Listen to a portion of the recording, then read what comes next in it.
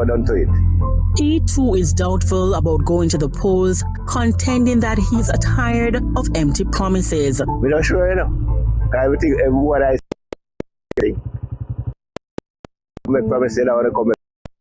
In that road condition, low poor condition, from the PNP negligence, Moreland Wilson came in power and his negligence was the same.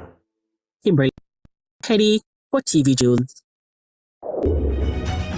And that's it for On the Campaign Trail. I'm Jamaica Maitland. Pleasant viewing.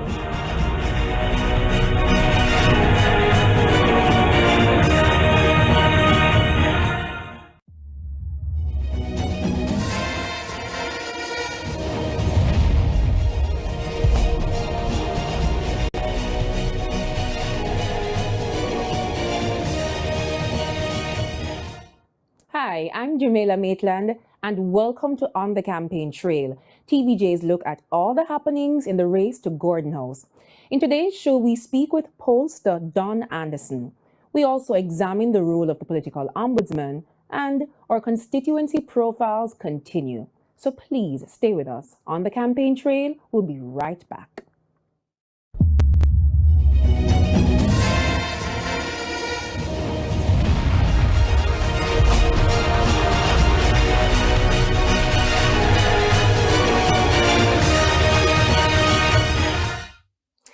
Political polls are a strong indicator of voter intentions for elections.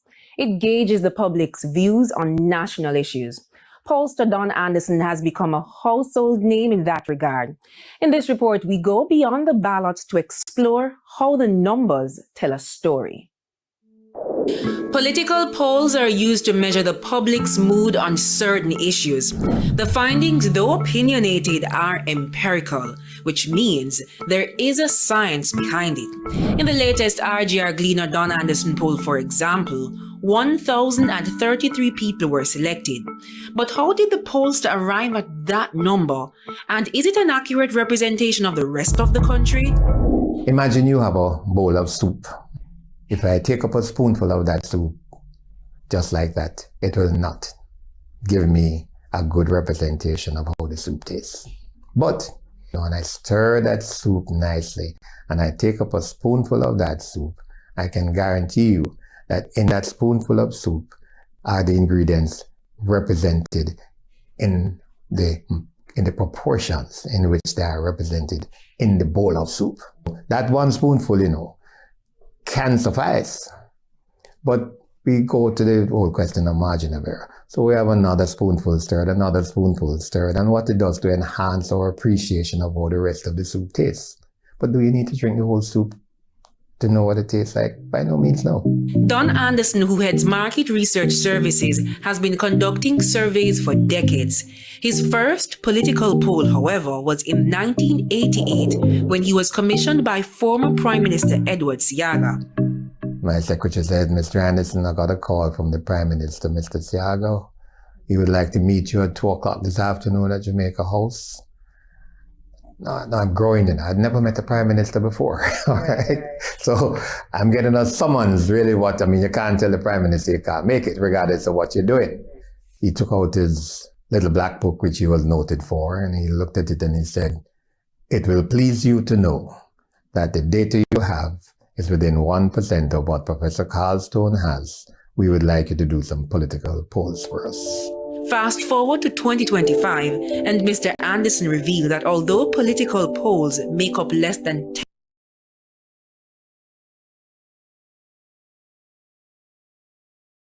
10% of his actual business,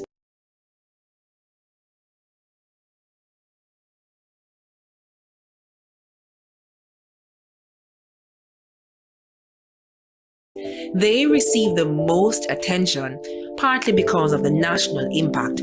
Polls help to gauge public opinions, shape campaign strategies, and can ultimately predict elections. And as Jamaicans prepare to go to the actual polls, Mr. Anderson says he's aware of the mounting criticisms of political polls. He, however, remains resolute in the validity of his studies. We see the data, we call it as it is. He revealed that the national polls are done face-to-face. Researchers go out in the field to ask questions, and the respondents must be eligible to vote and must not be politically affiliated. Poll questions are drafted by market research services based on the types of information the client wants to know. Mr. Anderson says the respondents are not prompted, nor are their responses changed in any way to suit any study. Their identities also remain anonymous. All right. I've never worked for a political party anywhere along the line, right, that has wanted me to change the data to suit them. They know I wouldn't. That's the bottom line. And they don't ask because they know I would never do that. All right, bottom line. I don't need to say any more about that. All right, I've never come under pressure from anybody to say, boy, this don't look so good, never. At the time of our interview in early July, Mr. Anderson revealed that there were no national polls being conducted by his organization. However, it is not unusual to conduct polls even a week before a general election.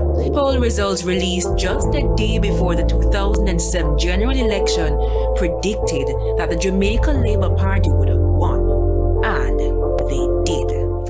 But that crossing of that line the day before the election was what encouraged me, directed me to call the election for the Jamaica Labour Party because the lines crossed on a Saturday. The last RGR Gleaner Don Anderson poll on party standing showed that 32.6% of respondents said they would vote for the People's National Party, while 29.6% said they would vote for the Jamaica Labour Party. The favorability ratings, however, show that JLP leader Prime Minister Dr. Andrew Holness had a 7.5% lead over PNP President Mark Golding. The poll has a margin of error of plus or minus 3%. What they are saying is that the number of undecideds is growing. Now, how can that be? And the campaign is intensifying. And so, we asked Mr. Anderson whether he'd call the election this time around. But he says it's too close to call now. To answer your question, we have to do another poll in July. Because take the 2007 history.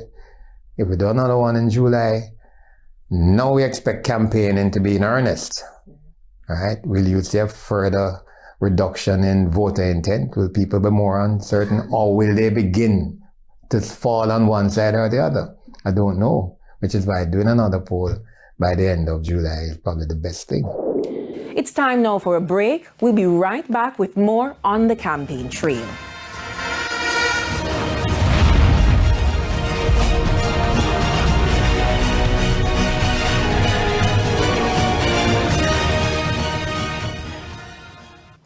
Good afternoon. Welcome to Vote 2025 Youth Edition, part of TVJ's in-depth, round-the-clock coverage of Election Day 2025.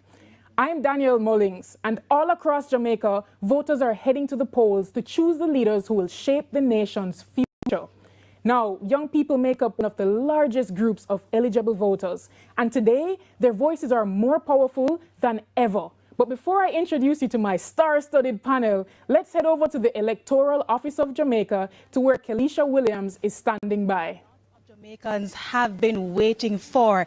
It's Election Day 2025, September 3rd. And I can tell you right now at the Electoral Commission of Jamaica, it's early days yet, but things are pretty calm, as you can see behind me. But in a few hours, it will change significantly when the polls close this evening at 5 p.m. So right now, the workers behind me, to see most people, they're quite busy. And what they're doing now, they're tabulating the figures, not the results yet, because the polls are still open. They're tabulating, they're looking at the voter turnout. I was hoping to get to you the voter turnout as of 11 a.m. this morning, but I was told they're still working on it, and I'm hoping to provide you with that information as soon as possible. They'll also provide update at 3 o'clock as well. So I'll provide you with that information as soon as I receive it. And then the final voter turnout when all the results come in at 5 p.m. this evening. So far, I've been getting some complaints from persons in terms of delays at some of the polling stations,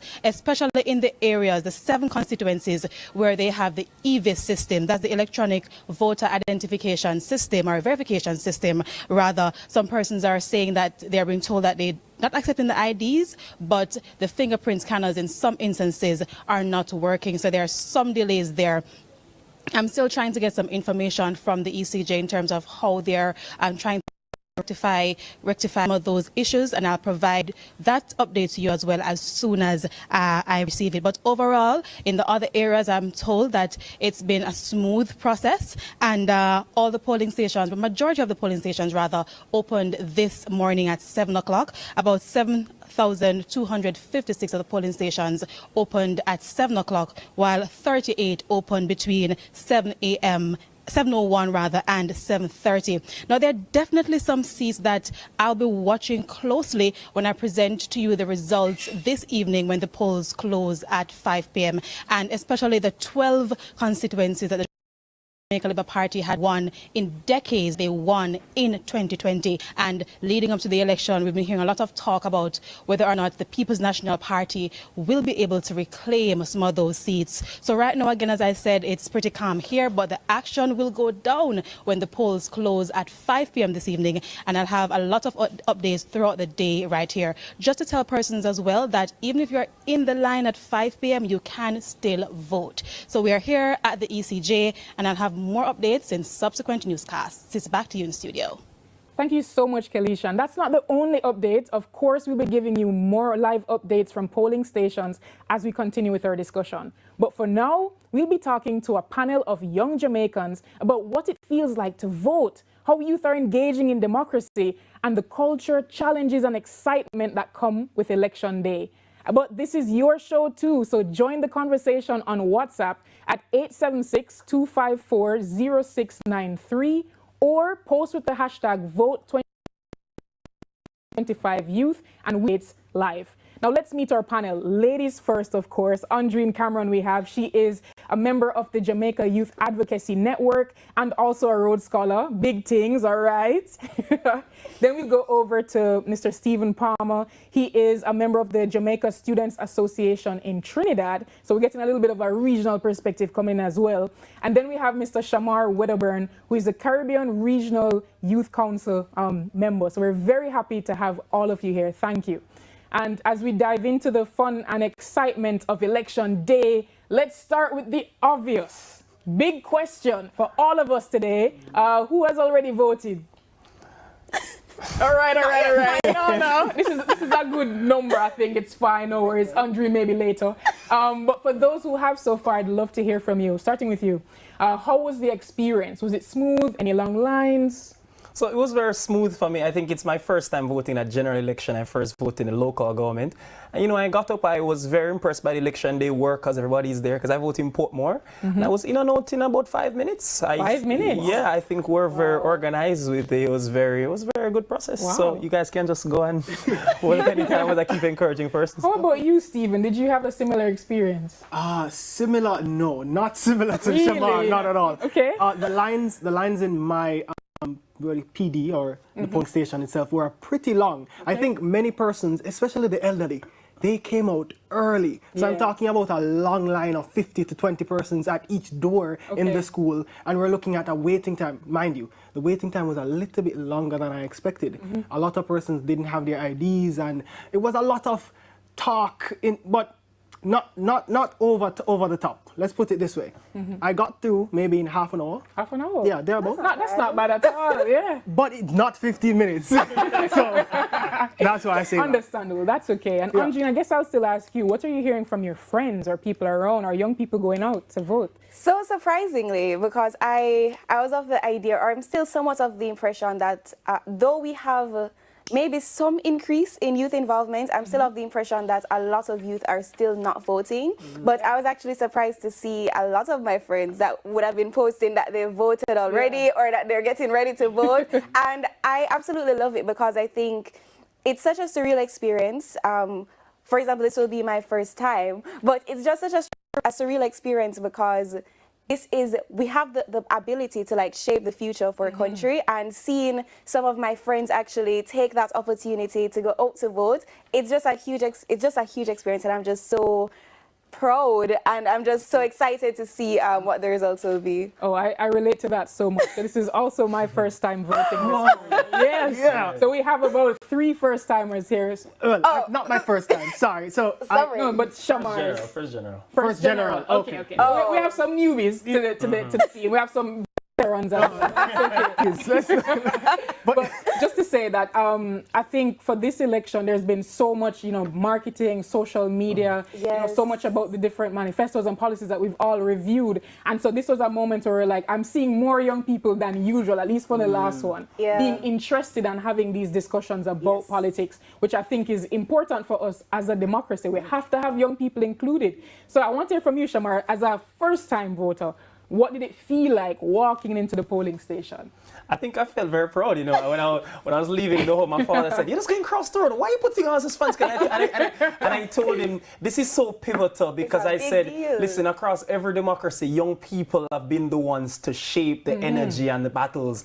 And I think this is so important. I felt proud as if I was envisioning the next 5 years, because we're going to touch on this, but this election is to go up to 2030. And, there's so much changing in the world. And this is our way to saying, if we know we want to see these things, these are the things that stay in our future, and these are the ones that change. So I'm always excited. Wow, thanks so much, Shamar. And I relate completely to that as well. Walking in, I felt a sense of pride that I'm contributing to our country and our democracy. That being said, ladies and gentlemen, we are going to throw to a quick break, but be sure to join us right after. Voter turnout has been slow but steady in the West Rural St. Andrew constituency, where the incumbent Juliet Cuthbert-Flynn is seeking a third term. Now, looking to unseat her is the PNP's Joan Gordon-Webley. This is considered somewhat of a swing seat. Cuthbert-Flynn wrests the constituency from the PNP's Paul Buchanan, who had unseated the JLP's Andrew Gallimore prior to that. Cuthbert-Flynn, she became a second-term MP when she defeated the PNP's Crystal Tomlinson in 2020. Now the maimed and the able-bodied have stepped up to ensure that she gets the seat for a third time. Among those in attendance is former Senator Dr. Sophia Longmore. Well, I am registered to vote here. This is where my vote is, and I'm here to cast my vote and, of course, support my colleague, Juliet Cuthbert-Flynn. And of course, just to generally, as I do for the Jamaica and the JLP, basically help to sensitize persons to the issues and the choices that would be benefiting them in their everyday lives, and that would be for the JLP. And based on reports she says she has had so far, all is going well across constituencies. Now, of course, the PNP's Joan Gordon-Webley, she started out in the House of Representatives as a member of the Jamaica Labour Party. She first won in 1980 for East Rural St. Andrew, and she became the youngest female member of Parliament then at the age of 28. She retained her seat in 1983. She lost in 1989, and since then, it has been a stream of losses, 5 straight. But for the PNP supporters, time has come for another MP. Well, the reason why me say our party forget a chance, because what is now, tax a kill we. First thing, me know people who own more than 2 taxis and them still not live nowhere. Them still a pay rent. The next thing is me work for a company and overtime I kill we. Because I work 90,000, 30,000 or 20,000 come out for overtime. It's not really necessary. We poor people and black people, we not benefit from nothing where Mr. Andrew Hollins do. So right now I need to come down. I am Denise Walters reporting from West Rural St. Andrew for TVJ News.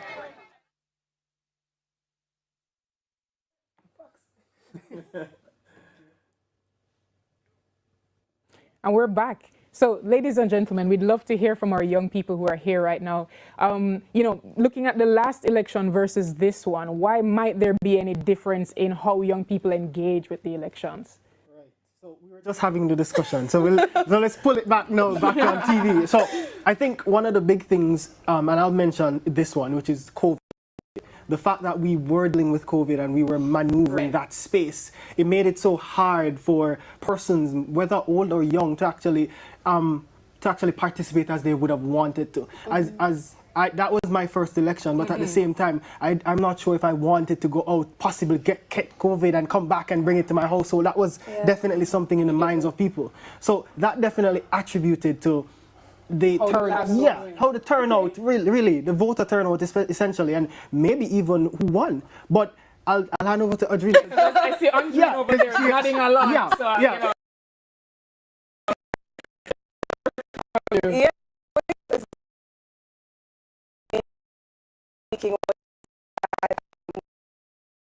Globalization, also in the technology, and as well as skyrocketed. So